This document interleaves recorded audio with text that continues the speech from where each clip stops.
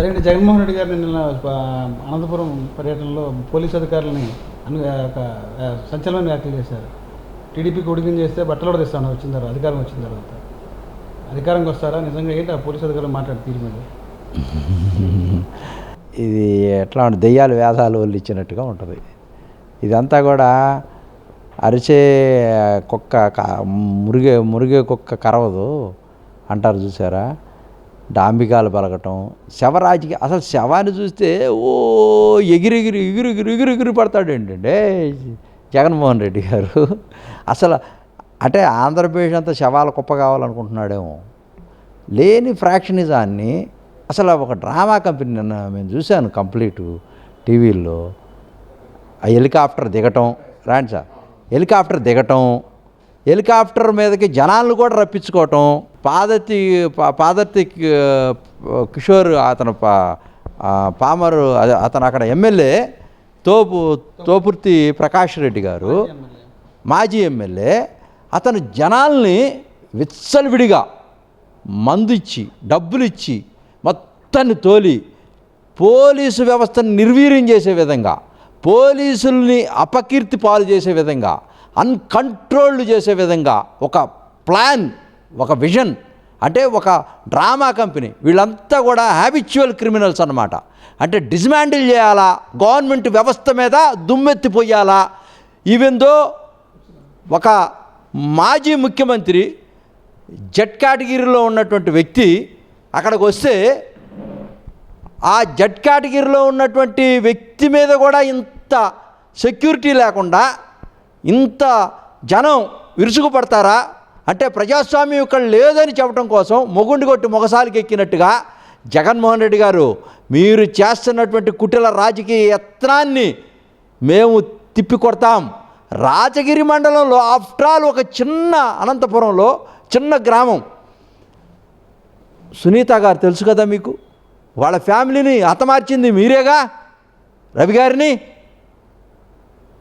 ఆ ఫ్రాక్షనిజాన్ని కొనసాగించకుండా, ఆ లెగసీని కంటిన్యూ చేయకుండా సునీత గారు ఆ రోజు నుంచి వాళ్ళ కొడుకు శ్రీరామ్ గారు చాలా డెమోక్రటిక్గా, ప్రజాస్వామ్యయుతంగా తెలుగుదేశం పార్టీ హత్యా రాజకీయాలని ప్రోత్సహించదు అనే దానికి నిదర్శనంగా ఈ రోజున ఒక శుతిమెత్తనగా స్వీట్గా ఒక హెచ్చరిక జారీ చేశారు. నిన్ను హెలికాప్టర్లో కూడా దిగనైనటువంటి పరిస్థితి మా దగ్గర ఉంది, శక్తి సామర్థ్యాలు. కానీ మేము అవన్నీ కోరుకోవట్లేదు. ఈ సమాజంలో చంద్రబాబు నాయుడు గారి యొక్క నాయకత్వంలో రాయలసీమలో అరాచకాలు ఉండకూడదు, ఫ్రాక్షనిజం ఉండకూడదని శుతిమెత్తనగా చెప్తే దాన్ని ఏదో భూతద్దంలో చూసినట్టుగా హెచ్చరికలు జారీ చేసినట్టుగా రెచ్చగొట్టడం అనేది జగన్మోహన్ రెడ్డి గారు మీ నైజం మీకు తెలుసు కదా. ఎక్కడి నుంచి మీరు స్టార్ట్ చేశారు ఈ శవరాజకీయాలు తెలియదా ఎవరికి? మీ నాన్నగారు చనిపోయినటువంటి ప్రాంతంలో పావురాల గుట్ట దగ్గర నుంచే మీరు స్టార్ట్ చేశారు. అక్కడి నుంచే మీ రాజకీయ విభేదాలు. మీరు ఈ రాష్ట్రంలో ఓదార్పు యాత్ర చేయాలని చెప్పి ఒక డ్రామా, హై లెవెల్ డ్రామా పెట్టుకొని జగన్మోహన్ రెడ్డి గారికి లేనటువంటి చరిస్మా, రాజశేఖర రెడ్డి గారికి ఉన్నటువంటి చెట్టు పేరు చెప్పి కాయలు అమ్ముకొని కులాలను అడ్డం పెట్టుకొని కుక్క మూతి పిందిలాగా మీ తండ్రికి వారసుడుగా నేనున్నానని చెప్పడం కోసం ఆనాటి నుంచి ఈనాటి దాకా కూడా శవాలను చూస్తే ఓ ఓ ఎగిరిగిరి పడతావు. ఎక్కడ శవాలు ఉంటే అక్కడికి వెళ్తావే.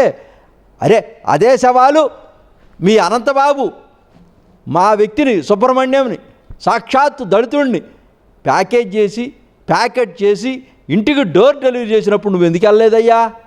సుధాకర్ గారు డాక్టర్ గారు ఉన్నారు, వారిని బట్టలు ఉడదీసి మాస్క్ ఇవ్వలేదనేటువంటి చిన్న అంశంతో మరి మాల సామాజికి సంబంధించినటువంటి వ్యక్తిని రోడ్డు మీద చచ్చిపోయే విధంగా చేశావే, అప్పుడు నువ్వు ఎందుకు వెళ్ళలేదు? చీరాల్లో మరి కిషోర్ అనే అతను ఏమి చేయలేదు, పోలీసులు కొట్టి చంపితే మరి నువ్వెందుకు వెళ్ళలేదు? ఎందుకు వెళ్ళలేదని అడుగుతా ఉన్నాం. ఈ రోజున జగన్మోహన్ రెడ్డి గారు శవరాజకీయాలు చేయటమా? ఇవన్నీ కరెక్టా? ఇవన్నీ కరెక్ట్ కాదు. వీటన్నిటికి ఫుల్ స్టాప్ పెట్టకపోతే నిన్న నువ్వు చేసినటువంటి యాగి హెలికాప్టరు దానికి ఉన్న ఆ చాప్టర్కి ఉన్నటువంటి తలుపును కూడా లాగేశారు.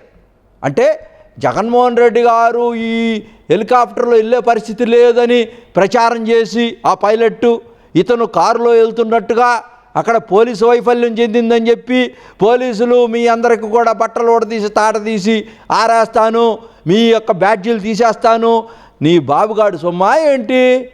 ఈ ప్రజాస్వామ్యం వాళ్ళు కష్టపడి ఎగ్జామ్స్ రాసి చదివి పరిగెత్తి అన్నిట్లో సెలెక్ట్ అయ్యి వాళ్ళు ప్రభుత్వ నామ్స్ ప్రకారం సెలెక్ట్ అయిన వాళ్ళు నీకులాగా దొడ్డిదారిన 16 నెలలు జైల్లో ఉండి నీ నాన్న పేరు చెప్పుకొని లక్షల కోట్లు సంపాదించి ఓటర్లను కొని అర్ధాంతరంగా సింపతితో అధికారంలోకి రాలా దొడ్డిదారిలో మిస్టర్ జగన్మోహన్ రెడ్డి గారు. ఇది తెలుసుకో.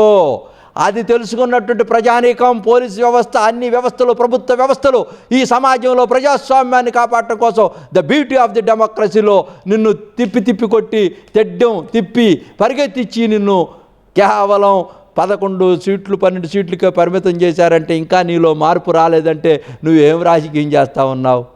హెలికాప్టర్ వేసుకొని పోతావా శవాన్ని చూసి? అక్కడ ప్రజాస్వామ్యం లేదా? అక్కడ అధికారంలో ఉంది చంద్రబాబు నాయుడు గారు. అధికారంలో ఉన్నప్పటికీ కూడా అక్కడ ఉన్నటువంటి స్థానికులు అధికారాన్ని కోరుకుంటున్నారు. అక్కడ ఉన్నటువంటి ఎంపీటీసీలు కూడా అధికారం వైపు వచ్చి అక్కడ ప్రజలకు సేవ చేయాలనుకుంటున్నారు. రాష్ట్రం అంతా అభివృద్ధి చెందితే నా ఊరు కూడా అభివృద్ధి చెందాలి కదా. అక్కడ కూడా అభివృద్ధి ఫలాలు రావాలి కదా. అక్కడ ఉన్నటువంటి ఎంపీటీసీలు కోరుకున్నారు ప్రజాస్వామ్యయుతంగా. This is the democracy. ప్రజాస్వామ్యంలో అందరికీ హక్కు ఉంది. అక్కడ కూడా మేము పాలన చేయాలా, మా జనానికి కూడా అభివృద్ధి సంక్షేమ కార్యక్రమాలు రావాలని ఒక రాజకీయ ప్రక్రియ జరుగుతూ ఉంది. దాంట్లో దయ్యాలు వేదాలు వలిచ్చినట్టుగా మా వాళ్ళని కిడ్నాప్ చేశారు, అది చేశారు, మర్డర్లు చేశారు, మానభంగాలు చేశారు అని నీచ నికృష్టంగా ప్రభుత్వం మీద దుమ్మెచ్చిపోయటంలో నీ ఆంతర్యం జగన్మోహన్ రెడ్డి గారు తప్పకుండా మూల్యం చెల్లించుకుంటావు.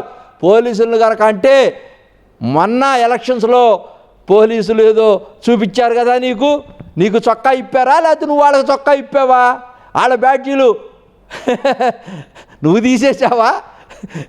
నీ బ్యాడ్జీని, నీ ప్రోటోకాల్ని ఎవరు తీశారో తెలుసుకో అయ్యా. పోలీసులు దూషిస్తే, ప్రభుత్వ అధికారులు దూషిస్తే ఎవరు ఒప్పుకోరు. వాళ్ళు one of the part in the public, one of the part. మా చుట్టాలు, మా బంధువులు, మా జనం, మా సమాజం. ఏదో బిలో అండర్ డిఎస్పీ ర్యాంకులో ఎవరైతే మా యొక్క ఎస్సీ ఎస్టీ బీసీ ఉన్నారనుకుంటున్నావేమో వాళ్ళందరూ ఓట్ బ్యాంక్. వాళ్ళ ఆత్మగౌరవం ఉంది. ఈరోజు నేను చెప్తా ఉన్నాను, నువ్వు మాతో అధికారంలోకి వచ్చి మా ఓట్లతో పైకెక్కి మా ఆత్మగౌరవాన్ని దెబ్బకొట్టాలనుకుంటా ఉన్నావు. నిన్ను ఎప్పుడు సహించాం, నిన్ను ఎప్పటికీ అధికారపీఠంలో రానియం. ఖబర్దార్. చంద్రబాబు నాయుడు గారు సుభిక్షమైనటువంటి పరిపాలన చేస్తూ ఉంటే క్వాంటమ్ కంప్యూటర్స్ గురించి, వాల్యూ గురించి మాట్లాడుతూ ఉన్నాడు. అమెరికాలో ఈ రోజున అక్కడ గురించి మాట్లాడుతున్నారు. బయోకెమిస్ట్రీ గురించి మాట్లాడుతూ ఉన్నారు. 20 సంవత్సరాలు అడ్వాన్స్గా మాట్లాడుతూ ఉన్నాడు. P4 తీసుకొచ్చాడు. చాలా pay back to the society at least 25% on your income for sake of this community and same village అనేటువంటి కాన్సెప్ట్తో ఈ రోజున ముందుకెళ్తూ ఉంటే, శరవేగంగా అడుగులు ముందుకేస్తూ ఉంటే, ఈ యొక్క ఉపాధి హామీ పథకాలు తీసుకొస్తూ ఉంటే, శరవేగంగా ఏ విధంగా చేయాలా ఈ రాష్ట్రాన్ని తలసరి ఆదాయం అమెరికాతో పోల్చుకుంటూ ముందుకు తేలుతూ ఉంటే నువ్వు డిస్మాండిల్ చేస్తా, లేనటువంటి ఫ్రాక్షనిజాన్ని రెచ్చగొట్టడం కోసం, నీ యొక్క అధికారం కోసం ఈ విధంగా చేయటం అనేది సబబా ఈ ప్రజాస్వామ్యంలో? తప్పు. నువ్వు చాలా తప్పు చేస్తున్నావు జగన్మోహన్ రెడ్డి గారు. ఈ తప్పులన్నీ కూడా 100 మెట్లు ఎక్కిస్తారు జనం. అక్కడి నుంచి తోసేశారు. మళ్ళా ఇక ఎప్పటికీ నువ్వు పైకి రావు. ఎన్ని ఎత్తుగడలేసినా నీ కోటరీ మొత్తం కూలిపోయింది. నీకు సలహాదారులే లేరు. నీకు స్క్రిప్ట్ ఇస్తే కానీ మాట్లాడలేనటువంటి పరిస్థితుల్లో నువ్వు ఏ సందర్భంలో ఏం మాట్లాడుతున్నావో ప్రజలందరికీ అర్థం కాక అయోమయం అయిపోతా ఉన్నారు. నువ్వు మందు ఇచ్చి పోయించి జనాల్ని తీసుకొస్తే అసలు నువ్వు ఏ పార్టీ వ్యక్తివో తెలియట్లేదు వాళ్ళకి. ఆ ఎండలో మందు తాగి నేను నాయకుడిగా నిన్ను గుర్తించట్లేదు. ఎట్టా పడితే అట్టా లాగేస్తూ ఉన్నారు. ఏది పడితే అది చేసేస్తూ ఉన్నారు. పోలీసుల మీద పడతా ఉన్నారు. పోలీసులు వాళ్ళు మనుషులే కదా, ఎట్టా కంట్రోల్ చేయగలుగుతారు? నువ్వు జడ్ కేటగిరీలో ఉన్నప్పుడు, నువ్వు సీఎంగా ఉన్నప్పుడు నీకు కొన్ని బోర్డర్స్ ఉంటాయి, కొన్ని చట్టాలు ఉంటాయి, కొన్ని పరిధులు ఉంటాయి. నువ్వు ప్రజాస్వామ్యాన్ని కాపాడకుండా నువ్వే రెచ్చగొడతా ఉంటే ఈ వ్యవస్థలో బాధ్యత కలిగినటువంటి వ్యక్తివి రేపు నీకు ముఖ్యమంత్రి ఇవ్వాలా? బాధ్యత లేనట్టుగా వ్యవహరిస్తూ ఉన్నావు. నీ character, credibility, commitment, concerns, transparency, organizing capacity ఇవన్నీ లేవని ప్రజలంతా కూడా తేల్చేశారు. బయలైపోయినాయి. నీ బట్టలని ఊడదీశారు రాజకీయంగా.